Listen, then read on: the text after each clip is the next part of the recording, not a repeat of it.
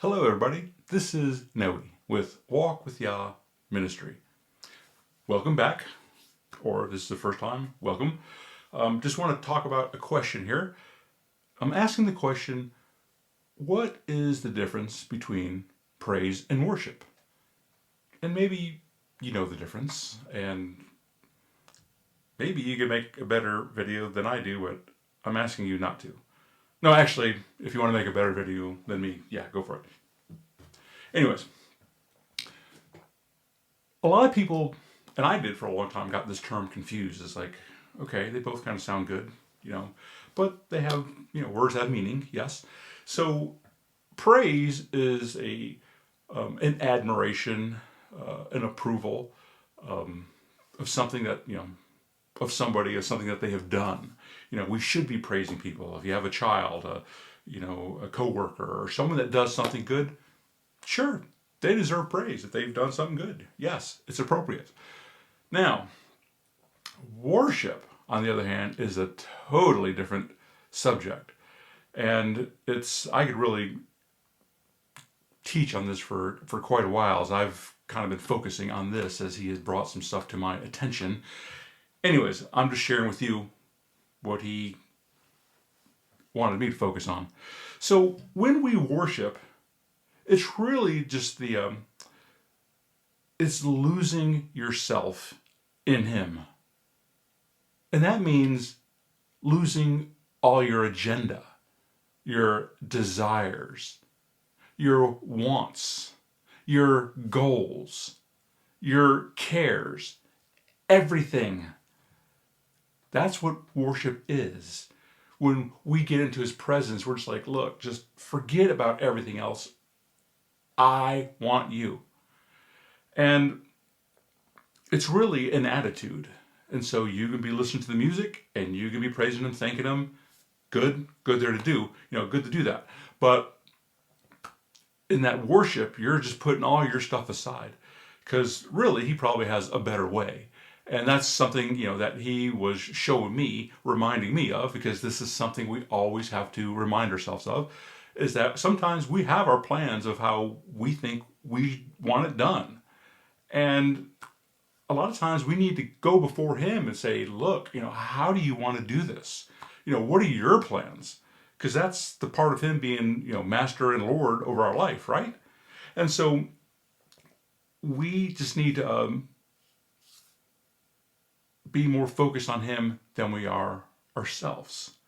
And so, because really, he will fill us, and that's what he likes to do. He wants to fill us, but he's a gentleman, and he's not going to do it on his own most of the time. It's like we have to be a vessel, and so we have to want to empty ourselves. I mean, that's what Yeshua did. That was our model. That's kind of the goal. And so, and in the process, and it is a process. You do get better at it. We'll never get there, but we learn that a lot of times we are actually the problem, and he loves us enough to tell us that. He'll do it in a admonishing way, in a way to encourage us, but he will show us, no, I have a better way to do this. Here, think about it this way. You might want to say this, or you might want to just hold back. And so, which will get better results when we do it his way. Now, a lot of people, they talk about the Great Awakening and how it's coming, and hey, I'm all for that. That's great. And I heard this pastor the other day. He said something which I really liked, and he said, the Greater Awakening should be called the Great Surrender, because that's when it starts, when we let him have his way.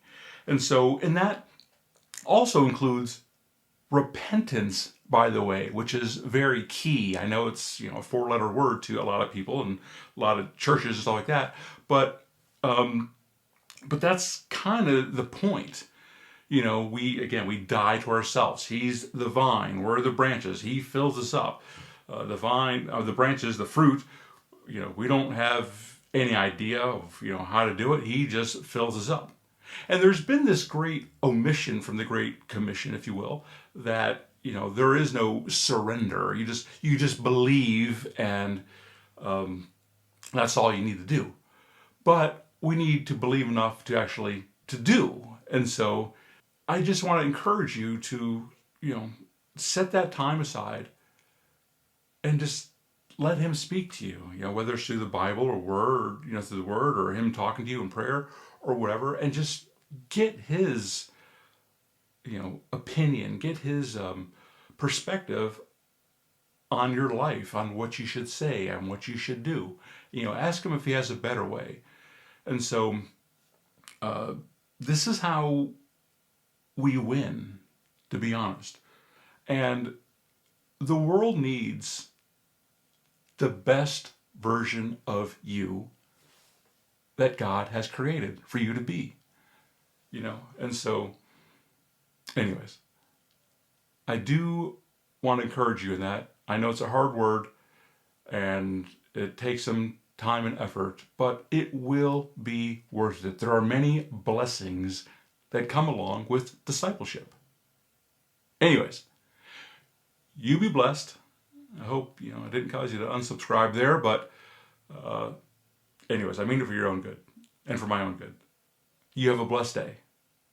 Shalom. So this is Noe with Walk with Yah Ministry. And just know, maybe your miracle could be next.